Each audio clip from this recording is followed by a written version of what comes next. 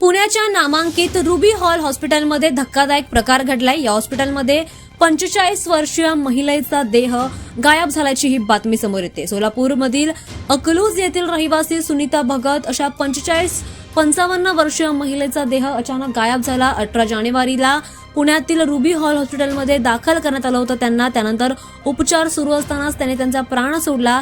मात्र देह त्यांना ताब्यात घेण्यासाठी नातेवाईकांना बराच वेळ वाट पाहावी लागली। त्यानंतर एका भलत्याच रुग्णवाहिकेतून त्यांचा देह हा बाहेरून आणण्यात आला आणि त्यानंतर नातेवाईकांनी संताप व्यक्त केलाय। त्यांनी एवढा वेळ वाट पाहून सुद्धा आम्हाला देह का दिला नाही याबद्दल संताप व्यक्त केलाय। नेमका एवढा वेळ तो कुठे होता आणि दुसऱ्या रुग्णवाहिकेतून का आणण्यात आला याबद्दल आता त्यांनी संताप व्यक्त करत प्रश्न विचारलेत आणि याची उत्तरं त्यांना अजूनही हॉस्पिटलच्या प्रशासनाकडून देण्यात आली नाहीयेत। या घटनेनंतर नातेवाईकांनी हॉस्पिटल प्रशासनाकडे तीव्र आक्षेप नोंदवला असून संबंधित अधिकाऱ्यांवर तात्काळ कारवाई करण्याची मागणी केली आणि या प्रकारामुळे रुग्णांच्या सुरक्षिततेसह त्यांच्या या घटनेच्या प्रक्रियेबाबत देखील गंभीर प्रश्न निर्माण होत आहेत।